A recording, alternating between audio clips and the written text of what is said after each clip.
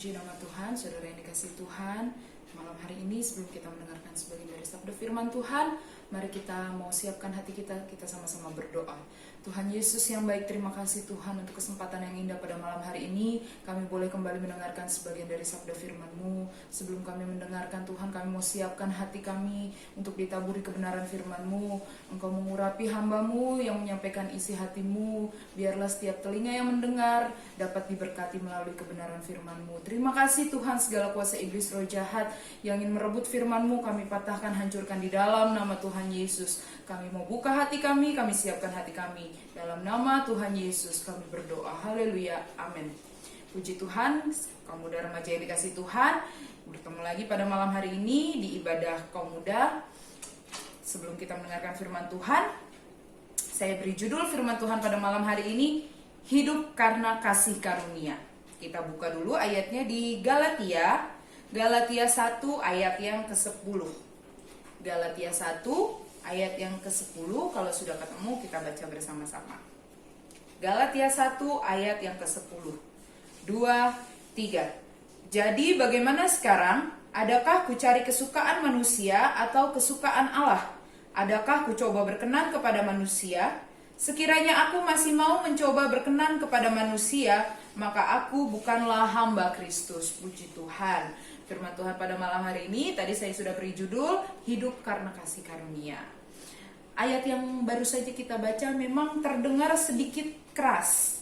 Ya, kalau kita baca di Galatia ini, dari pasal yang pertama, Paulus sudah menasihati jemaat di Galatia dan mengeluarkan kata-kata yang cukup keras. Mengapa? Karena Paulus marah.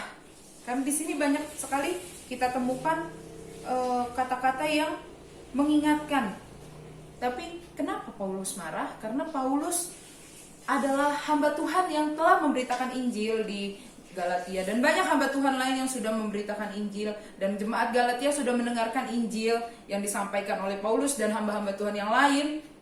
Tapi ternyata begitu mudah mereka berbalik dari ajaran yang sudah mereka dengar kepada ajaran yang lain, Injil yang lain, yang sebenarnya bukan Injil, melainkan ajaran yang memutarbalikkan Injil Kristus. Sehingga Paulus bersikap tegas kepada jemaat di Galatia.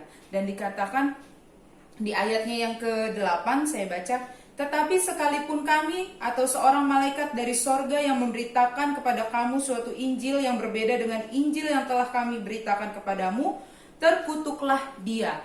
Dikatakan sampai, bahkan kalau ada malaikat yang menyampaikan Injil yang menyesatkan, maka orang itu pun atau malaikat itu pun adalah malaikat yang terkutuk, dikatakan. Dan itu disampaikan lagi di ayat yang ke-9, seperti yang telah kami katakan dahulu, sekarang kukatakan sekali lagi, jikalau ada orang yang memberitakan kepadamu suatu Injil yang berbeda dengan apa yang telah kamu terima, terkutuklah dia.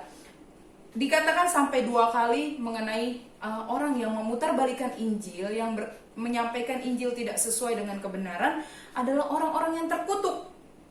Dan baru ditekankan di ayat yang ke-10 yang kita baca tadi, apakah jemaat Galatia ini mencari perkenanan manusia atau perkenanan Tuhan? Atau mencari untuk berkenan di hadapan Tuhan? Apa yang dicari? Sekarang pertanyaannya kita tanyakan pada diri kita. Sebagai anak-anak Tuhan, apa yang kita cari? Karena Paulus mengatakan bahwa ia memiliki hak untuk menyampaikan Injil, tetapi Paulus akan lebih suka menyampaikan Injil yang benar daripada Injil yang palsu, tapi disenangi banyak orang. Paulus hanya mau menyampaikan Injil walaupun keras, tapi itu adalah pemberitaan firman Tuhan yang sesuai dengan kebenaran. Nah, kita sebagai anak-anak Tuhan, sebagai pelayan Tuhan, apa yang kita cari di dunia ini? Apakah kita mencari kesukaan manusia atau kita mencari kesukaan Allah? Dalam pelayanannya di dunia, Yesus berkali-kali mengingatkan dan menentang tentang kemunafikan. Kita baca di dalam Matius 23 ayat yang ke-27.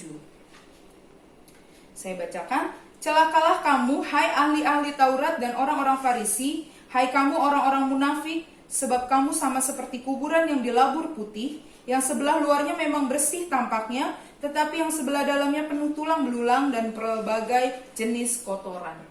Tuhan menentang orang-orang Farisi yang digambarkan di sini seperti kuburan yang dilabur putih. Dari luar tampaknya bagus, tapi isinya adalah tulang belulang, ya kan? Tidak bagus. Dan artinya apa?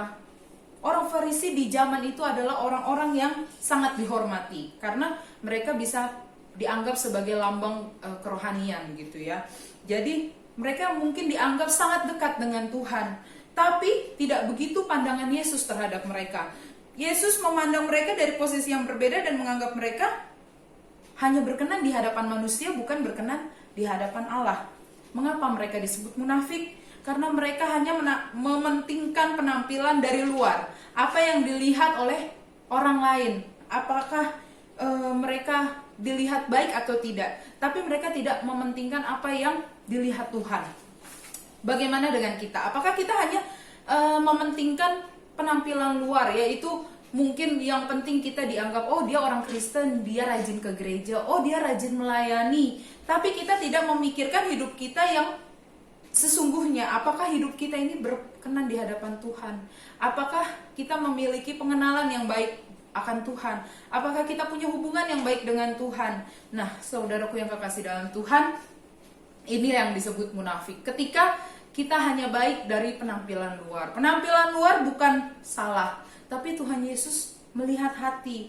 Menjaga penampilan di luar yang dilihat orang itu baik, karena orang akan dilihat dari buahnya. Tentu saja ketika kita berpenampilan baik, kita bertingkah laku baik, dipandang baik di luar, bukan sok suci, tapi ketika orang melihat kita, orang diberkati. Tapi bukan sebatas di situ, tapi kita pun harus punya hidup yang berkenan di hadapan Tuhan. Bukan berarti kita harus, ya udah kita penampilan sembrono aja, yang asal-asalan aja, yang penting kan berkenan di hadapan Tuhan. Enggak, tapi kita harus punya keseimbangan. Sebagai orang yang mengasihi Tuhan, kita punya sikap yang baik dipandang di luar, tapi di dalam hati kita pun berkenan di hadapan Tuhan.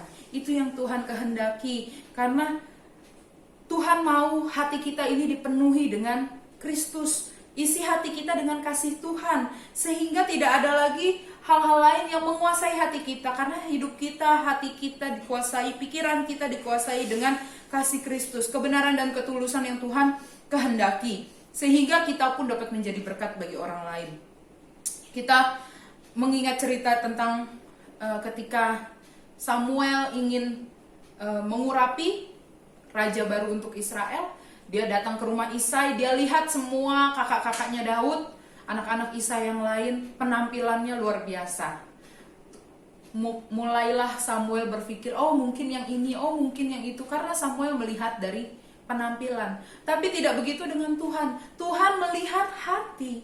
Maka dikatakan bukan apa yang dilihat manusia, tetapi Tuhan melihat hati, dan akhirnya Daudlah yang dipilih, yang diurapi. Karena memang Tuhan hanya melihat hati, bukan penampilan. Walaupun penampilan juga penting, tapi yang terpenting adalah hubungan kita dengan Tuhan. Hidup kita, hidup yang berkenan di hadapan Tuhan. Kita mau isi hidup kita untuk Tuhan, bukan lagi dengan kepentingan diri kita sendiri. Mungkin kita berpikir yang penting bagaimana saya sukses, bagaimana saya dikenal baik orang lain, bagaimana saya dihormati, pokoknya apapun tentang saya. Tetapi kita mau isi pikiran kita, hidup kita tertuju kepada Kristus. Bagaimana Kristus dimuliakan melalui kehidupan saya, bagaimana Tuhan Yesus itu orang-orang dapat menjadi percaya melalui kehidupan saya, karena kita pun membawa terang bagi orang lain. Jadi pikiran kita bukan kita, tapi tentang Yesus. Saat melayani pun kita mau melayani dengan hati yang tulus, karena kita sadar, seperti judul yang tadi saya berikan, bahwa kita hidup hanya oleh kasih karunia. Karena oleh anugerah Tuhan kita bisa ada sampai saat ini. Dan kita mau menjadikan Tuhan Yesus itu yang paling terutama dalam kehidupan kita, sehingga kita bisa berkata, kalau bukan Tuhan, saya nggak bisa kayak gini. Seperti yang dikatakan di dalam 1 Korintus 15. Kita buka saja ya. 1 Korintus 15 ayat 1 Korintus 15 ayatnya yang ke-9 dan 10. Karena aku adalah yang paling hina dari semua rasul, bahkan tidak layak disebut rasul, sebab aku telah menganiaya jemaat Allah. Tetapi karena kasih karunia Allah, aku ada sebagaimana aku ada sekarang. Dan kasih karunia yang dianugerahkannya kepadaku tidak sia-sia. Sebaliknya aku telah bekerja lebih keras daripada mereka semua. Tetapi bukannya aku, melainkan kasih karunia Allah yang menyertai aku. Di ayat ini ada kata, aku ada sebagaimana aku ada sekarang. Itu karena kasih karunia. Saulus sebelum menerima Tuhan Yesus, dia adalah seorang yang dihormati. Karena apa? Karena ia menganiaya umat Tuhan. Tapi ketika Tuhan menegurnya dan Tuhan menyadarkannya bahwa ia hanyalah seorang penganiaya di hadapan Tuhan, menganiaya Yesus, ya kan? Ketika dia dikatakan ditegur oleh Tuhan, Paulus bertobat. Nah, itulah yang membuat perbedaan dalam kehidupan Paulus. Paulus bertobat. Banyak orang ketika mengalami teguran merasa, oh saya ini sejahat ini sehingga saya tidak layak di hadapan Tuhan, saya nggak bisa melayani Tuhan, masih banyak orang lain yang pintar, masih banyak orang lain yang baik, saya orang yang punya latar belakang yang buruk, saya tidak pantas untuk melayani Tuhan. Nah, itu adalah yang salah. Paulus ketika ditegur Tuhan, Paulus bertobat. Paulus sadar bahwa ia adalah orang yang tidak baik, menganiaya murid Yesus. Tapi setelah dia bertobat, dikatakan di ayat tadi kita baca, dia merasa aku adalah yang paling hina dari semua rasul, karena dia telah menganiaya anak Tuhan, menganiaya jemaat Allah, ya kan? Tapi dikatakan di ayat yang ke-10, sebaliknya aku telah bekerja lebih keras daripada mereka semua. Tetapi bukannya aku, melainkan kasih karunia Allah yang menyertai aku. Karena ia sadar ia adalah orang yang paling hina di antara semua rasul, ia menganggap dirinya adalah orang yang paling hina, makanya ia mau bekerja lebih keras. Nah, itulah yang harusnya kita teladani dari hidup Paulus. Ketika kita mengalami teguran, kita merasa bahwa kita ini salah, jangan kita jadi rendah diri, patah semangat, putus asa, gak mau melayani lagi, marah, tersinggung. Tapi kita mau bekerja lebih keras. Untuk apa? Untuk menyenangkan hati Tuhan. Karena Paulus di ayat ini sadar hidupnya adalah karena kasih karunia, bukan karena kehebatannya, bukan karena kemampuannya, tapi ia sadar dan ia mau mempergunakan kesempatan yang ada untuk melakukan sesuatu untuk Tuhan. Karena dia sadar bahwa Paulus tidak bisa hidup tanpa campur tangan Tuhan. Begitupun kehidupan kita. Ketika kita masih ada kesempatan saat ini, mari kita mau pergunakan kesempatan kita untuk melakukan sesuatu buat Tuhan. Jangan kita mementingkan diri sendiri, tapi kita ingat bahwa kita hidup oleh kasih karunia. Jangan kita cari perkenanan hanya untuk perkenanan manusia, tapi kita mau cari perkenanan Allah. Kita sadar betul bahwa kehidupan kita ini sepenuhnya karena kasih karunia Allah. Dan kalau kita sadar, maka kita akan berusaha seperti Paulus, berusaha lebih keras. Kita baca di 2 Korintus 10 ayat yang ke-17 dan 18. Tetapi barang siapa bermegah, hendaklah ia bermegah di dalam Tuhan. Sebab bukan orang yang memuji diri yang tahan uji, melainkan orang yang dipuji Tuhan. Ketika kita melayani Tuhan sungguh-sungguh berkenan di hadapan Tuhan, kita gak perlu cari penghargaan atau hormat dari orang lain, tapi Tuhan melihat hati kita. Dan orang yang tahan uji dikatakan adalah orang yang dipuji Tuhan. Ketika kita dipuji Tuhan, maka kita adalah orang-orang yang berbahagia. Bayangkan, yang muji Tuhan bukan manusia lagi. Walaupun saya sadar hidup saya penuh dengan kelemahan, kekurangan, banyak yang tidak bisa kita banggakan dalam kehidupan kita. Mungkin latar belakang kita, masa lalu kita tidak baik, pendidikan kita mungkin, atau kita bukan orang yang berpengaruh. Tapi karena kasih karunia Allah, kita bisa, dan Tuhan bisa pakai kehidupan saudara dan kehidupan saya. Tuhan gak butuh kemampuan kita, yang Tuhan butuh adalah kemauan. Apakah kita mau dipakai Tuhan atau enggak? Karena dikatakan di dalam 1 Korintus 1 ayat 25, sebab yang bodoh dari Allah lebih besar hikmatnya daripada manusia, dan yang lemah dari Allah lebih kuat daripada manusia. Tuhan gak butuh yang pintar, karena kepintaran itu datangnya daripada Tuhan. Tapi ketika kita mau dipakai Tuhan, kita sadar hidup kita hanya oleh kasih karunia, dan kita mau hidup kita sepenuhnya dipakai Tuhan, Tuhan dapat memakai kehidupan kita. Apapun, sekelam apapun masa lalu kita, walaupun kita pernah melakukan dosa yang tidak berkenan di hadapan Tuhan, Tuhan sanggup mengubahkan kehidupan kita. Kita baca lagi di dalam Roma 5 ayat 2b saya bacakan. Di dalam kasih karunia ini kita berdiri dan kita bermegah dalam pengharapan akan menerima kemuliaan Allah. Jadi ketika kita memiliki kasih karunia, kita dapat bermegah karena kasih karunia itu, bukan karena diri kita. Jadi apa yang kita banggakan adalah karena kasih karunia. Semuanya karena kasih karunia. Kita tidak perlu rendah diri ketika kita tidak pandai, ketika kita banyak kekurangan, tetapi kita mau dipakai Tuhan.